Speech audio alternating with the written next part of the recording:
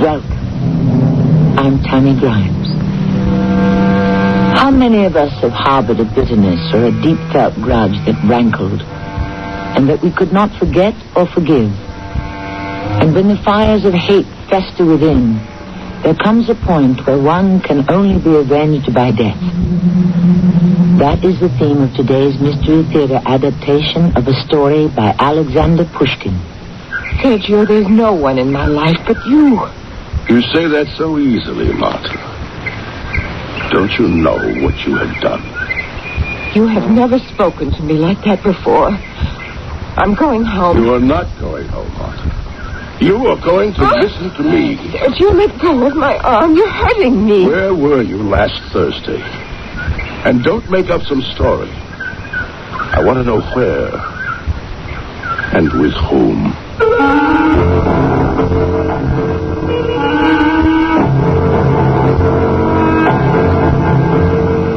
Our mystery drama, The Last Duel, was adapted for the Mystery Theater by James Agate Jr. from a story by Alexander Pushkin. It stars Lee Richardson. I'll be back shortly with Act One.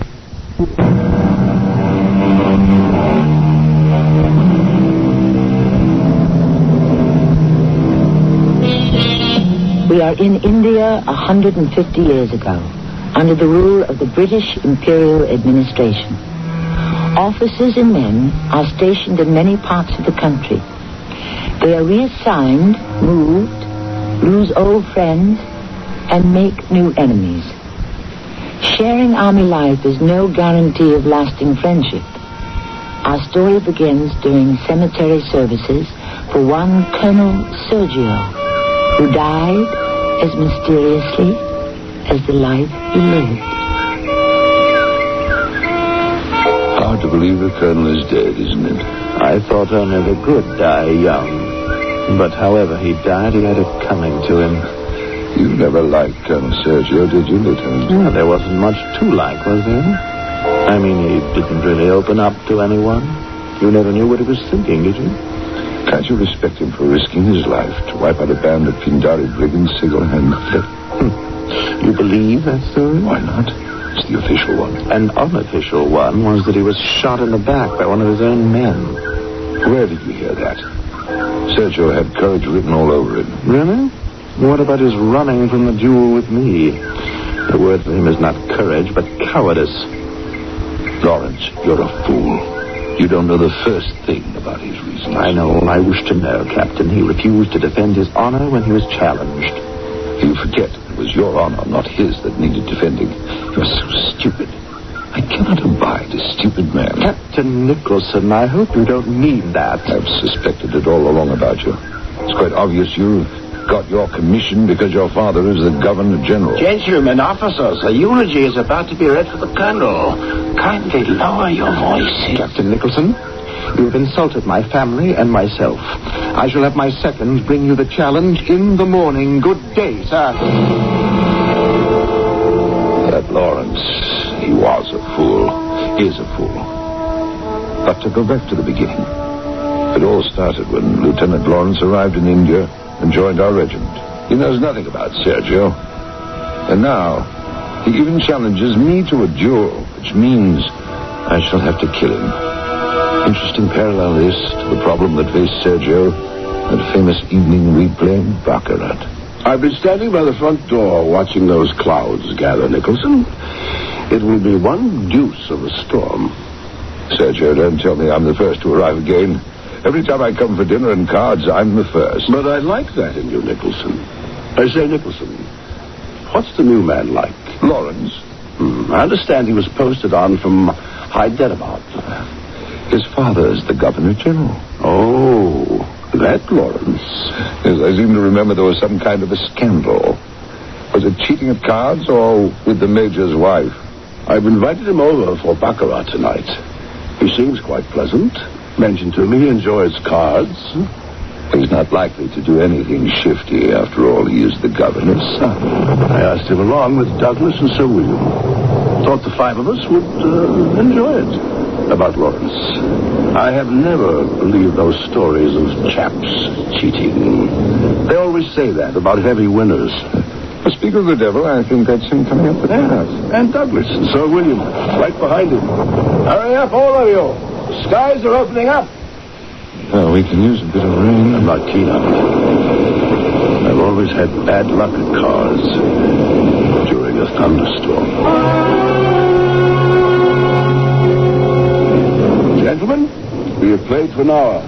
The downpours made me realize it's about time for us to do some pouring down ourselves.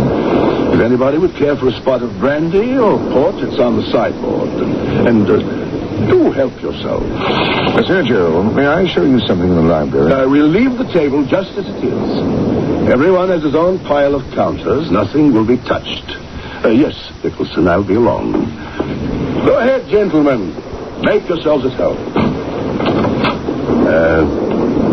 What is it you wish to show me? I wanted to speak to you where no one could hear us.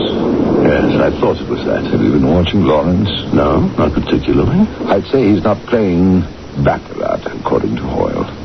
I haven't noticed a thing. Everyone has £3 and £5 counters, right? As many as they buy from the bank. Which they bet before the cards are dealt. Yes, you know that.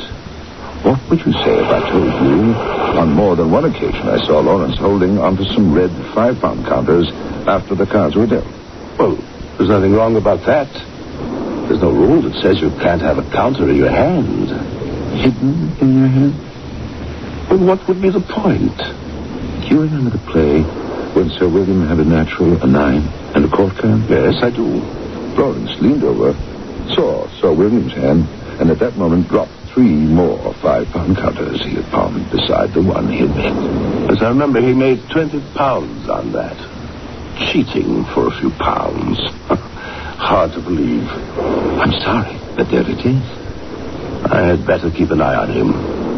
I do hope you're mistaken. I've had friends in this house for cards for years, and nothing like this has ever occurred. There's always a first time.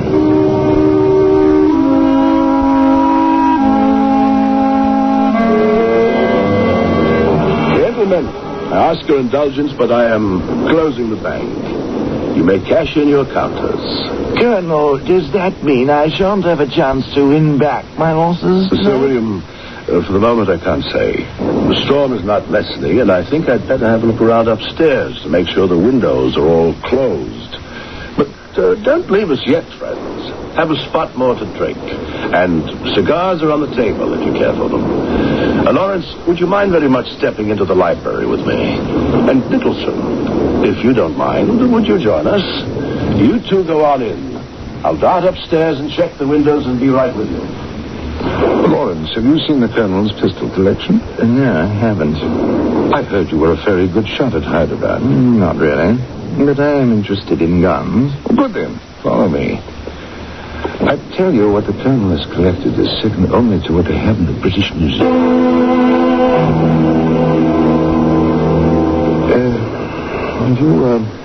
Have you any idea what the Colonel wants to talk to me about? Oh, he always likes to have a chat with the new man. How are you getting on?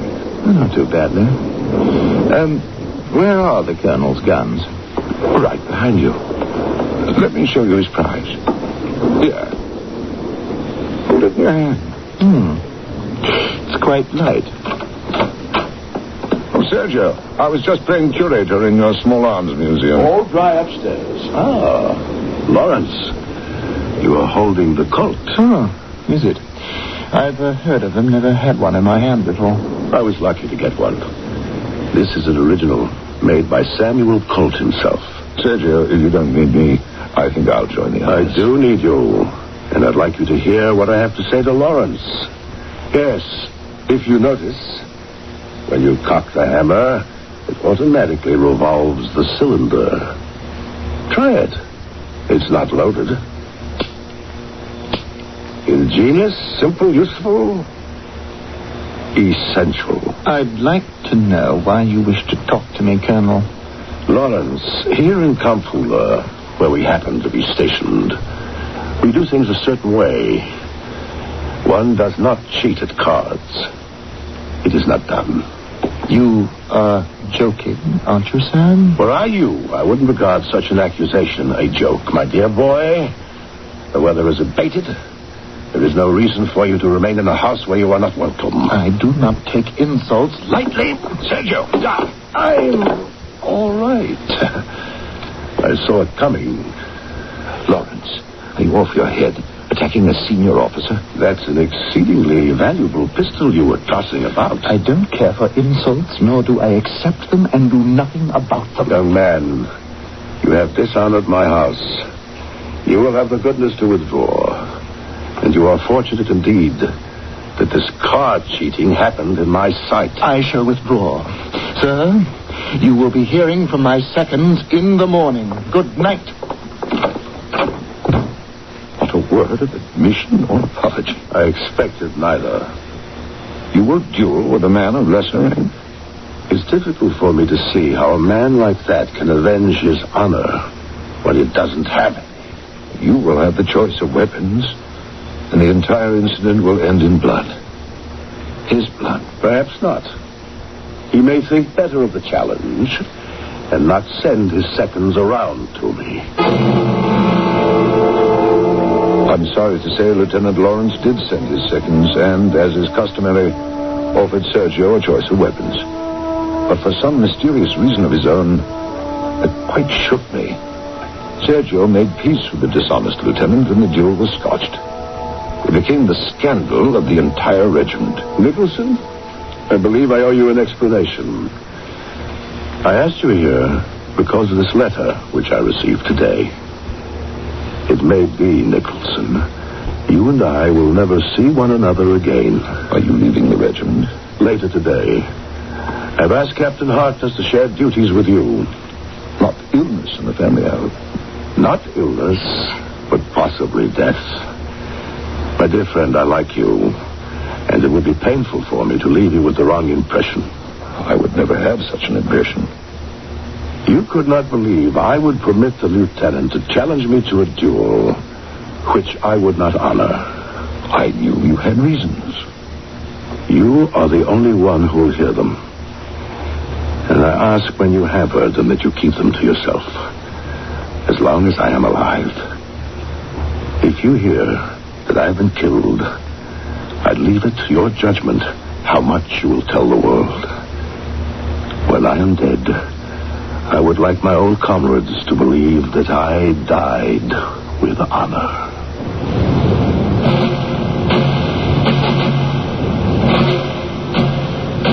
Do you remember when the lieutenant was caught cheating? The colonel said to him, "You have dishonored my house." A good name was what all men a century and a half ago wished to live and die by. As Iago says to Othello, "Good name in man and woman, dear my lord, is the immediate jewel of their souls. He that filches from me my good name robs me of that which not enriches him and makes me poor indeed." I shall return shortly with Act 2.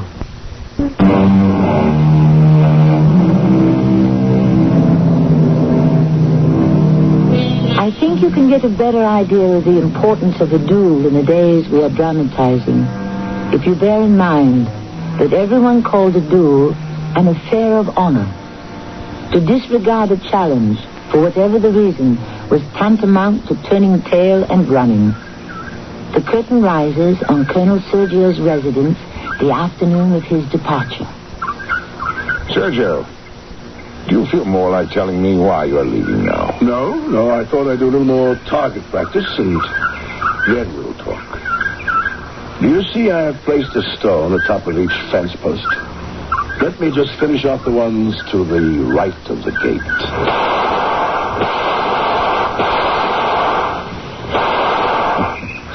Oh, Sergio, don't you ever miss. At 40 paces, hardly. There's no point in using firearms unless one knows how. But Nicholson, you're not a bad shot yourself. Want to have a try? Oh, not right now. Sergio, I've been here all afternoon, and you still haven't told me why you're leaving. You and Harkness will do very well together. The regiment likes you both. Is it a short trip or a long trip? I shall never come back here. Then why not a formal handing over of the sword, as so many have done in the past? I cannot wait for approval from London. I've never seen you like this. You think I'm not in control of myself? I don't know what to think. Come back inside the house. I think better sitting down. All right, the door is closed. We are alone. Why did I refuse to meet at Swords Point or gun barrel with that fool of a lieutenant who cheated at cards in my house? That's what has been troubling you. Only because I cannot understand it. The regiment to a man all know Lieutenant Lawrence is no better than a common thief. That you should not make an example of him is incomprehensible to them. My dear friend, I have no right to expose myself even to the possibility of death. 6 years ago, I received a slap in the face. And my enemy still lives. You didn't fight him? What happened? Oh, yes. The duel took place. And here is a souvenir of the event. I haven't seen one of those in years. The French call it a bonnet de police. It's old. It's mine. It's what we wore in Madras in those early days. A red cap with a gold tassel and gold braid around the rim. Look at it closely. Is that a bullet hole an inch above the forehead? It passes right through. A souvenir of the greatest insult ever paid me. I was then, as I am now, in command of a regiment and engaged to be married to a girl named Martha. She from a well-to-do Dutch family. When I was off duty, we would often meet in the park, overlooking the Bay of Bengal. She was the loveliest thing I had ever known. And at that time, I thought she loved me. Sergio, there is no one in my life but you. How can you say that so quickly and so easily? Sergio, what a tone of voice. What have I done? You don't know. You have no idea. You have never spoken to me like this before. I'm going home. You are not going home.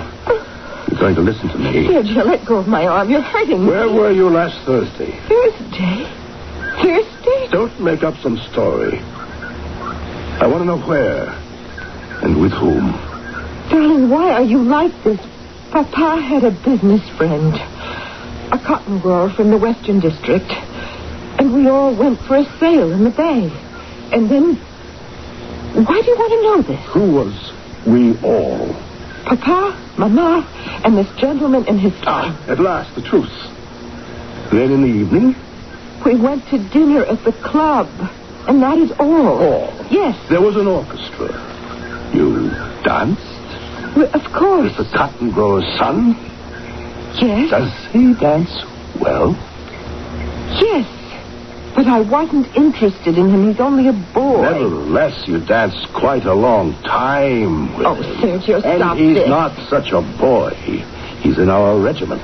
Yes, I believe so. His father has a title. They are also Dutch. I think he's a count. You danced until midnight. Oh. You then walked into the gardens with him holding hands. I don't know who told you such untruths, but I was never in George's company alone. We were always chaperones. My dear Martha, I have friends. They have eyes.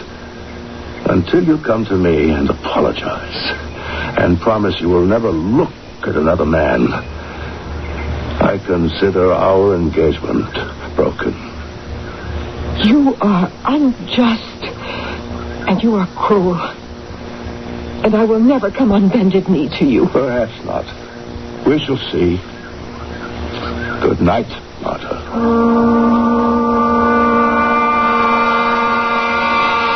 I was so sure of her, you see. I expected a note the following day, begging forgiveness. It never came. Never. And all I succeeded in doing was driving her into a friendship with this George, who I believe didn't really care for her at all. A month later, I was in the Bombay Club. And there was Martha and this George on the promenade floor. I was headstrong. Headstrong then and as stupid as our card-cheating lieutenant. I walked up to them while they were dancing and publicly insulted the young man. Did I hear you correctly, Colonel? You did, sir. I meant every word. Martha, my dear, we must stop dancing for a moment. Sergio, you're making a spectacle. People are watching. Will you excuse us, Colonel Sergio? I will permit you to think twice about what you have just said. I do not need to. Let me ask you, as a gentleman, to reflect upon your slander while I take this young lady back to her table. I shall be standing right here awaiting your return. George, the colonel is very headstrong. Don't go back to him. Leave him alone. No good can come of this. Martha, before I came to Madras, I heard you were engaged, so I understand your concern. The engagement is broken. I didn't realize it was the colonel of this regiment you were engaged to. It is not the most diplomatic way of making one's mark to hold in one's arms all evening the fiancée of the commanding officer. Sergio is a dead shot. I beg you, do not respond to his insult. It's precisely what he wants you to do. Martha, I cannot. For my sake. It is precisely for your sake I must go to him now. Please remain here at this table, and I shall come back to you. Sergio is dangerous. I know him. Try to understand. I could never look my father in the eye, or you, or myself, if I ran away. The colonel does not frighten me. I have a great deal of regimental business to attend to. I can wait for you no longer. I have come to bid you good night, Martha. With you, sir, I have no further word. You heard what I said, and I meant it. I have no idea, Colonel, why you spoke to me in such a manner. I have only recently joined your regiment. Colonel, please accept this answer to your insult. You know the consequences of striking a superior officer. I slapped you as a man, not as a walking uniform. Is it swords or pistols you prefer? Pistols? Sergio, what are you doing? It is madness. You provoked this. Why? Name the time and place, please, sir. Dawn today at the firing range. I shall be there with my seconds. I bid you both good night. George, what have you done? Sergio is the most accurate marksman in the regiment. You see? We shall see.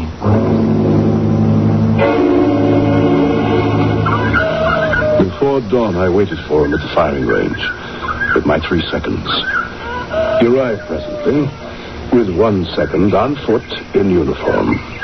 He had his cap in his hand and was taking something out of it and putting it into his mouth. His unconcerned air made me nervous. Colonel, would you instruct the seconds to measure off the distance for us? It was cherries he was eating out of his cap, one after the other. I was tense with anger at his indifference. 12 paces would be about right, would you say, Colonel? Yes, 12.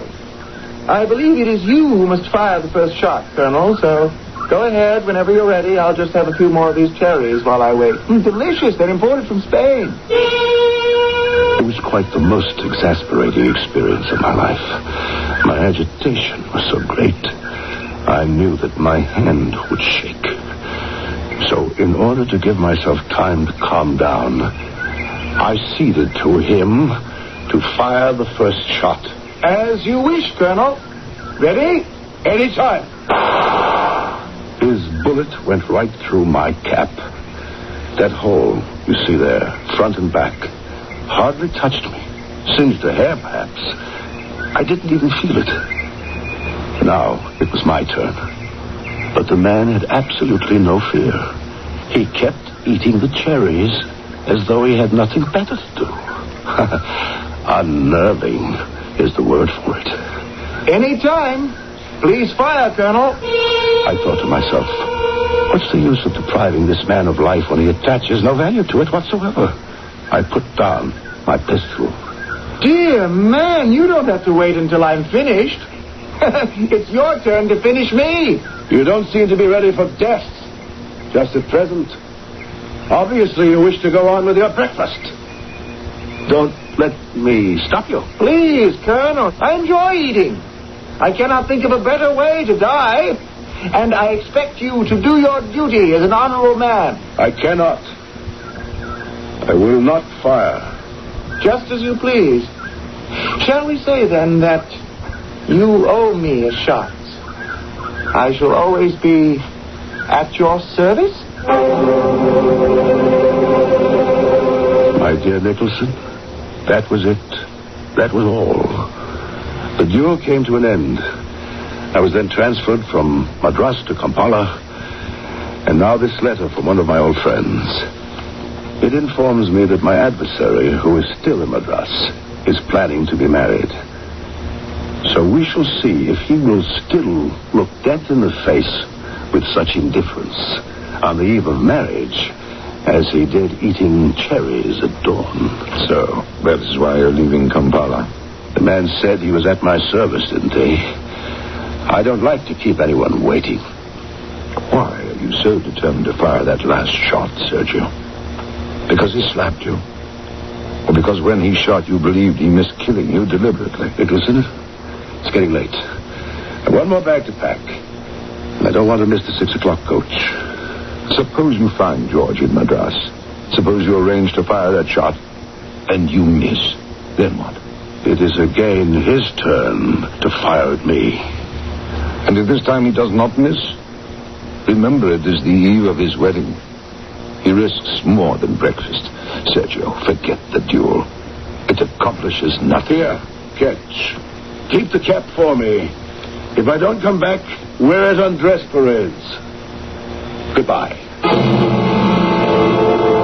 The last I saw of Sergio, he was striding out of the house as mysterious and proud, stubborn and strange as ever.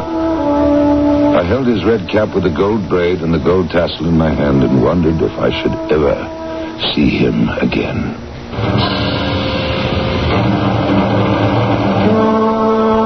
The Duel of Honor was a private encounter as the result of real or imagined insults. It started about the 15th century and spread over Europe. The macho men of the time flashed swords and pulled triggers. Even the British military code authorized dueling. But times change, don't they? By today's standards of behavior, any such private vendetta is called murder. I shall return shortly with Act 3.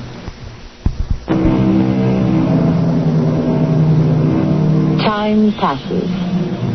Colonel Sergio never returns to his regiment in Kampala. Captain Nicholson and many in his charge are transferred to Bombay. His adjutant turns out to be the man he suspected of cheating at Baccarat. Staff officer, Lieutenant Lawrence, charged with the day's routines, distribution of orders, etc. The lieutenant has an unusual message to deliver this morning. Count George Van Heuvel? No, the name is not familiar. The Count, I was told, is rarely seen about town. The Countess takes outings in an open carriage in the park, sitting behind her coachman in solitary splendor, and by all accounts is the most beautiful woman in India. How long have they lived here? Several years, I understand. A fine family. Children? Not so far as I know, sir. They are important on the local scene, I would say. And we need friends here. I would suggest, sir, you give serious consideration to accepting the invitation.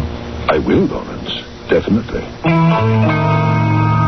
I not only considered, but accepted. A few days later, I was taken to one of the fine Indian palaces, so many of which have been sold to foreigners. I was shown into a spacious room lined with books and paintings. At a tea table by the fireplace sat a beautiful young woman. Captain Nicholson, please sit down. I'm just about to pour tea. My husband will join us shortly. He was called by one of the overseers. It's a problem trying to grow crops in this part of India. I am the Countess Van Heuvel. A great pleasure, madam. Do you take sugar? I understand your regiment has only recently been posted to Bombay. Well, that's quite true. It was I who persuaded my husband that we should have you call on us. Europeans in this part of the world need all the friends they can get. You are not English, madam? Dutch.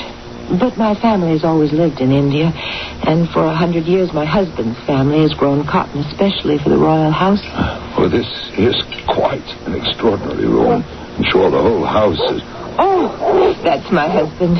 He always takes his dogs with him when he goes out to the farms and plantations. Darling, Captain Nicholson is already here. I've poured him a cup. May I do for you? Yes, my dear.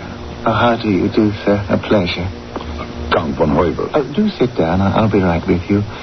Darling, have you been up most of the afternoon? I have, and I'm just beginning to feel it, but I did so want to meet Captain Nicholson. Captain, make yourself at home. I just want to help my wife upstairs. The Count took her by the arm and rather steered her out of the door. I walked about the room, examining the books and paintings. One of them, a view of Switzerland, struck me. Snowbanks, distant Alps, very blue sky. But not the scene itself as much as the fact that the canvas had been shot through in two places, one right above the other, a bit higher than my head. I notice you're looking at a wounded painting. They looked like bullet holes. They are. I hope I didn't tire the Countess. I had no idea she wasn't feeling well. No, it's something we keep to ourselves. My wife is recovering from a serious eye injury. How terrible. Nobody's been able to tell us what caused her blindness, but suddenly it happened out of the blue. It was a short time before we were married. She was unable to see. And then, as if by some miracle also inexplicable, a few years ago, her sight gradually began to return. That is a miracle. It was you gazing at that painting that brought it to mind. If I were asked what was the turning point in her blindness, I would say 4 years ago, almost to the day, 2 bullets were fired into that painting. Now that you've told me there are bullet holes in that painting, I can't contain my curiosity. How they got there. Yes. Do you shoot well, Captain? Tolerably. I was quite a good marksman, but I haven't touched a gun in 4 years. I'm sure I wouldn't be too bad a shot today if I had to. Oh, don't be too sure, Your Excellency. If you neglect to practice, your hand loses its cunning. A man, a valuable friend of the old days, he was the best shot I ever met. He used to practice with his pistols or gun 3 times a day, every day before dinner while drinking a glass of brandy. That's a peculiar combination. Well, he was a peculiar man. I wonder, what was his name? Sergio. Colonel Sergio. You knew Sergio? Your Excellency, we were intimate friends. But it's a number of years, almost 5, since I've had any news of him. Then you knew him also? Yes, very well. Did he ever tell you of a strange episode in his life involving a duel which was never completed? The young man whom he insulted at a ball and who slapped him in return? Did he tell you the name of the young man? If he did, then I've forgotten it. I beg your pardon. Could it have been you? It was. And that snowy Swiss scene with the 2 bullet holes is a memento of our last meeting, Sergio's and mine. I hope you will forgive me for bringing up the subject. I had no idea. You see, I made it impossible for him to fire the last shot. And it is only right for you to know how Colonel Sergio revenged himself.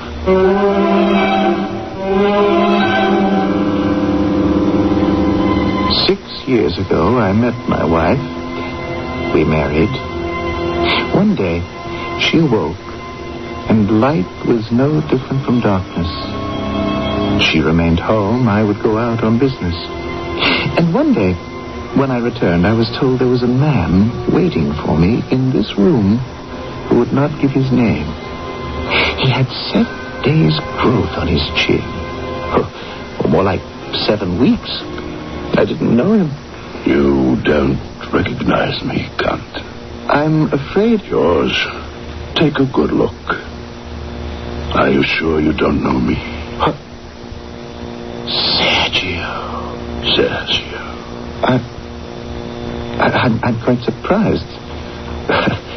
On the other hand, I'm not. I expected you for some time. George, there was a little matter of a shot due me. And I have come to fire that shot. Where? Here? Right here. In this room. Are you ready? I'll measure out 12 paces. 12 paces to here.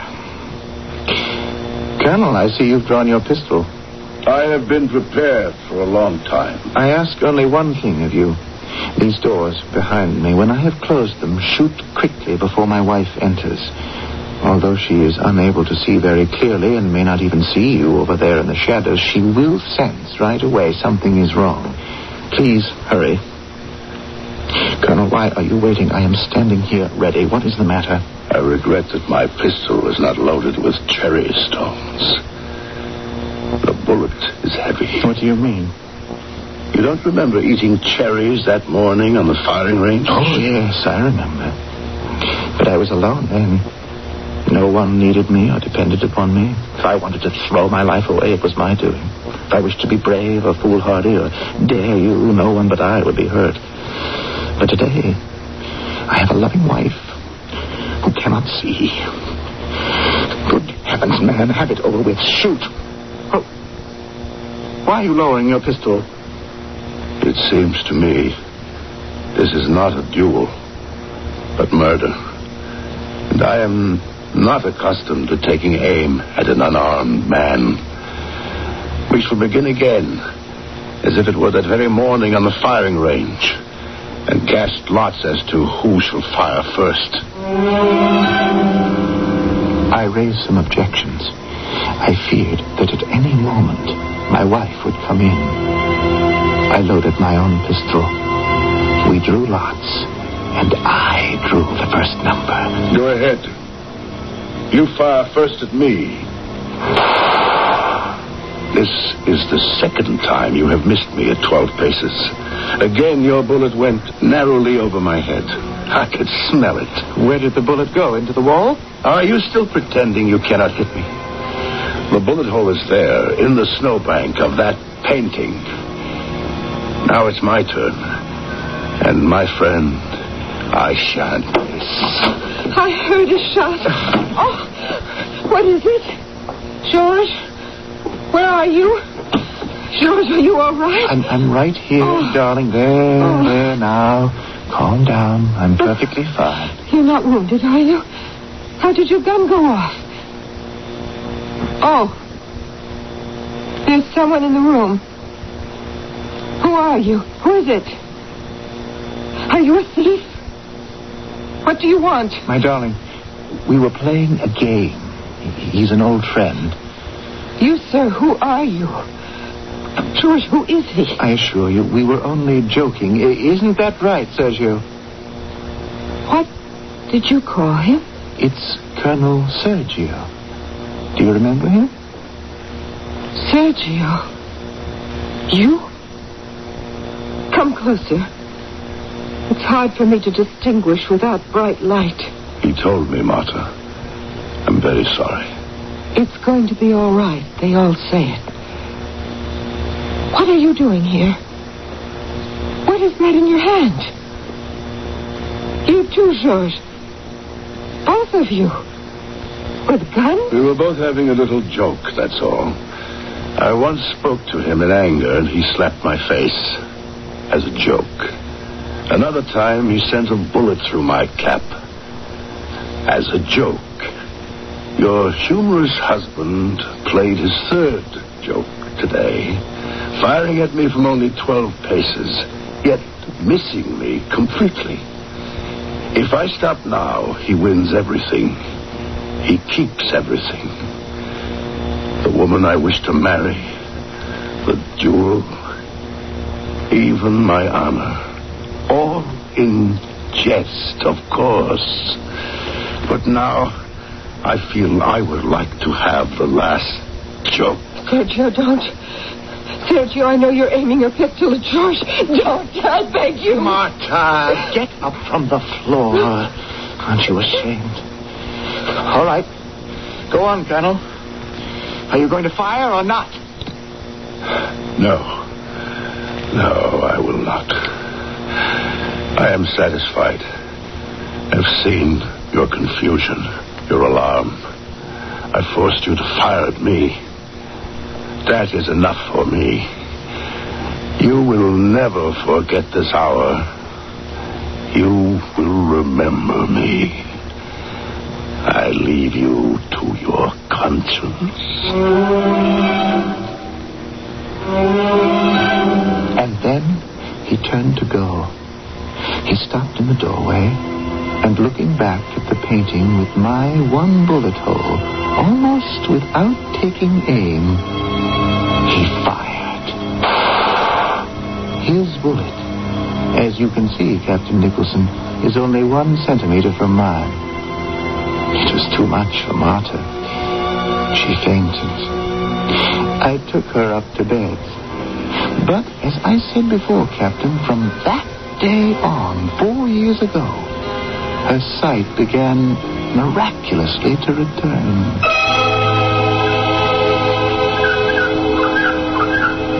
I stood at the gravesite, looking at the coffin containing the remains of the man who had died in action against the Pindari bandits.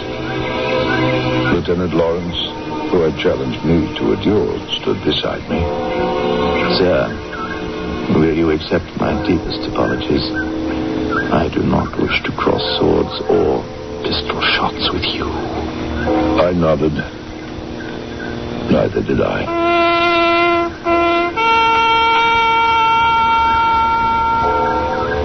4 men, I was one of them, slowly let go the ropes to lower our colonel. When the casket reached bottom, the gravediggers shoveled in the earth. The entire regiment, each man threw in a handful. I was the last. From under my tunic, I took Sergio's old red cap with the gold trim and the gold tassel and dropped it into the grave. It landed very close to his head. I could almost see him wearing it.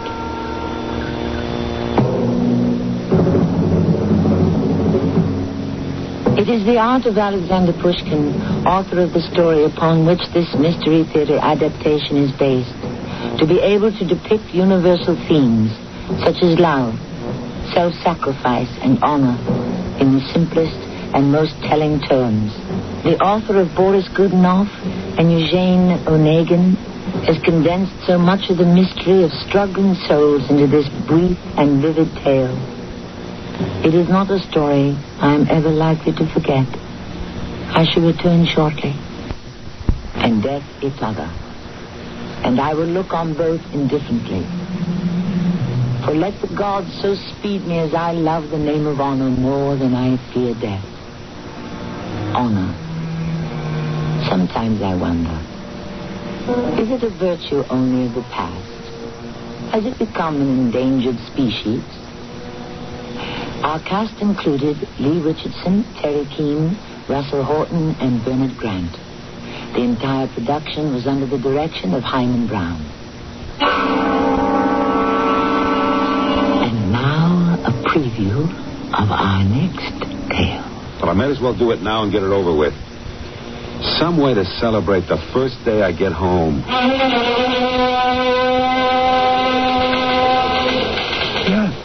Officer, my name is Gene Fowler. Someone called me at home and asked me to come over to the police station. Is it about the speeding ticket? Jack, I think this is the man you're looking for.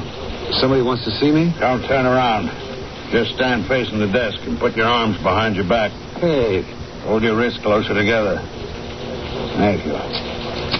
Stay right there and don't move. Hey, why are you putting handcuffs on me? What are you doing? Making sure you're not carrying a gun. Is he clean? Yeah. Write it down on the sheet. You can turn around now, Mr. Fowler. Will somebody please tell me what this is all about? What did I do? Mr. Fowler, you're under arrest for armed robbery. This is Tammy Grimes inviting you to return to our Mystery Theater for another adventure in the macabre. Until next time, pleasant dreams.